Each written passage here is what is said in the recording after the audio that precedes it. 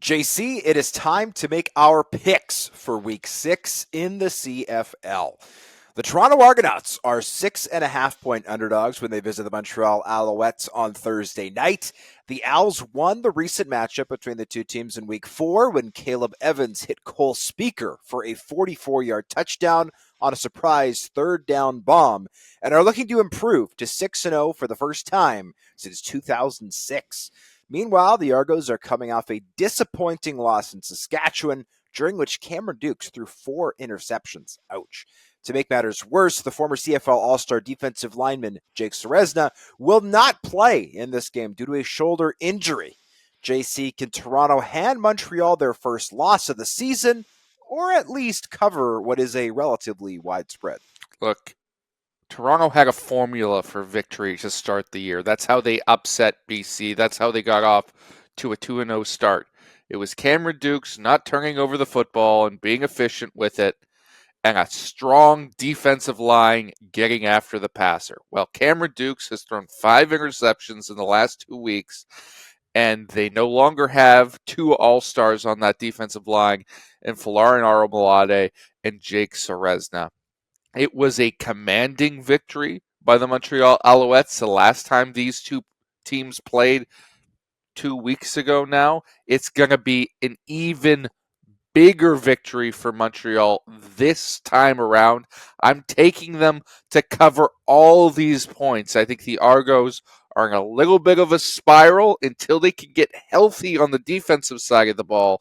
I don't think they've got the horses right now to get it done against a top team like Montreal. I'm taking the Alouettes to win, certainly, and largely for the reasons you stated. I think Toronto's defensive line was the best in the CFL coming into this year, but between the release of Sean Oakman and the injuries that have riddled, especially the edge rushers that they've got, I don't know how this unit is supposed to perform at a high level. So I am taking the Alouettes to win. However, I am going to take the Argos to cover in this one, specifically because the Alouettes are on a short week, right? It is tough to overcome that in the CFL. Granted, the Alouettes were at home last week. They're at home again. But playing with just one practice, Marc-Antoine Dequoy, a game-time decision, the all-star safety for the Alouettes, that could be an issue. And I also think that the Argos have upgraded this receiving core. They have very talented Canadian receivers, but they're almost all on the 6-game injured list. Guys like Kevin Mattel have not played. Deshaun Brissett has not played. So they are going to 4 American receivers in this one with Tommy Neal hitting the 6-game injured list. I think that might make the options for Cameron Dukes a little bit better. Maybe they can catch the Alouettes a little bit off guard with this short week. But again, I don't think they get the job done in terms of a win. I will pick them to cover the relatively widespread. The Calgary Stampeders are 4.5-point road underdogs against the Winnipeg Blue Bombers on Friday as they look to bounce back following a late collapse against the Montreal Alouettes.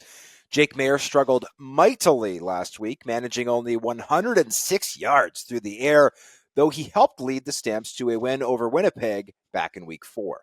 The Blue Bombers are coming off their first win of the season as Chris Striveler and Brady Oliveira ran over the Ottawa Redblacks, though it appears likely Zach Collaros will return from injury in this one. Can the Blue Bombers make it 2 in a row, JC? I think they can. As much as the Stampeders got out to a lead early in that game against the Alouettes, the way they collapsed and the way their offense struggled left me with no positive feelings about this team right now. The Blue Bombers, however, are trending in the right direction. And the biggest thing they figured out last week is how to go back to your bread and butter, right? Give Brady Oliveira the ball. He's been crying out, desperate for touches. Well, they gave him 28 last week. Give him 30 this week, and you will beat the Stamps regardless of who is your quarterback.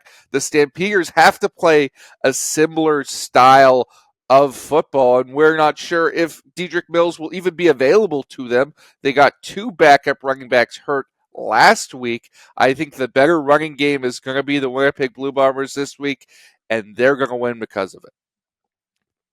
Mills did practice on Tuesday, but you're absolutely right, JC. The Stamps are extremely banged up at the running back position, and that does not bode well considering that Jake Maier if you were to project his season on a graph, it would look like a very exciting roller coaster right now because it is a straight line down. He started off very strong and he played terribly, terribly against the Montreal Alouettes last season. Now, granted, the Bombers do not have Montreal's defense, but still, I don't have any faith in Jake Maier at this point in time. It's going to be a hostile crowd at Princess Auto Stadium.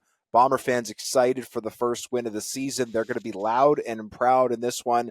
I will take the Winnipeg Blue Bombers to win and cover this relatively short spread. Zach Collaros has had a poor start to the season. There is no doubt about that. However, I don't believe that the two-time CFL MOP has simply forgotten how to play football. He's now had a little bit more time to get used to some of his new weapons with Kenny Lawler and Dalton Schoen, of course, still out of the lineup. And I think that this Bomber team has found its footing. They've got a lot of work to do, obviously, to dig themselves out of a very substantial hole they've dug themselves at the bottom of the West Division standings. But I do have them winning a second straight game here to improve to 2-4. And I think that they will win this one by a touchdown or more. So I am loving this line at -4. I think they get it done, and I think they get it done by at least a little bit.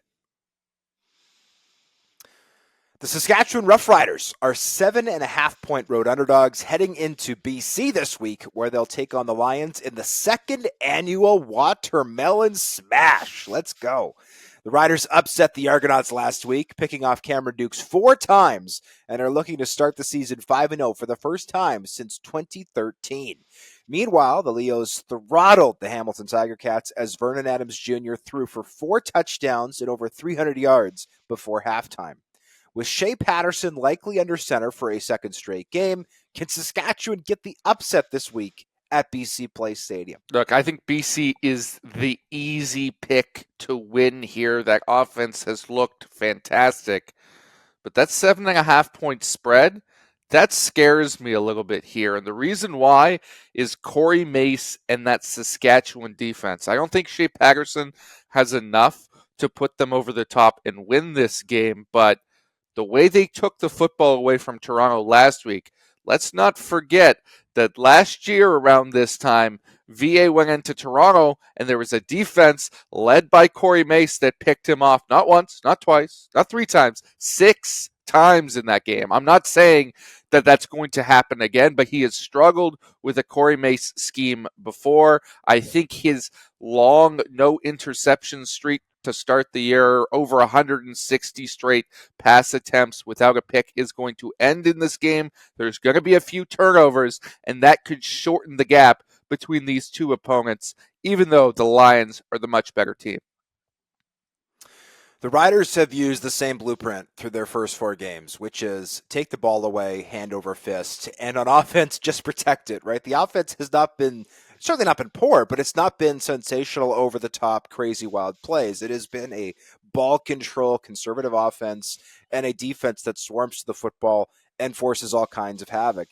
So to me, if the BC Lions can just simply protect the football, take a leaf out of the Riders' book, if you will, they will win this game. Saskatchewan is +10 right now in the turnover ratio. That is by far and away number 1 in the league. They are averaging +2.5 takeaways per matchup. That is unbelievable, but I also think it's unsustainable. Full credit to Saskatchewan for their 4-0 start. I did not have them at 4-0 to start the year. Not saying it's not deserved, but I also don't think it's sustainable. I think Shea Patterson is going to turn the ball over at least once in Vancouver, and as long as the Lions can avoid any takeaways, even just more than one, I think that they not only win this game, I think that they win it by double digits. I think that the Lions are playing at a different level right now than any other team in the West Division. They had a very impressive win in Winnipeg. Obviously, the offense was unbelievable in Hamilton this past week. Vernon Adams Jr., 4 touchdowns, over 300 yards in the first half alone. I think that gravy train keeps rolling. I don't think this game is going to be particularly close. I'm going to take the BC Lions and all of those points. I'm going to eat them -7.5. Willing to do it. The Ottawa Redblacks are 3.5-point underdogs when they visit the Edmonton Elks on Sunday. As of this recording, it's unclear if fourth-year passer Drew Brown will be available after suffering a head injury during the team's loss to Winnipeg last week. The Elks, meanwhile, are coming off a bye and are still looking to get in the win column for the first time at 0-4. JC McLeod-Bethel-Thompson considers the team's slow start a test from the ancestors of football.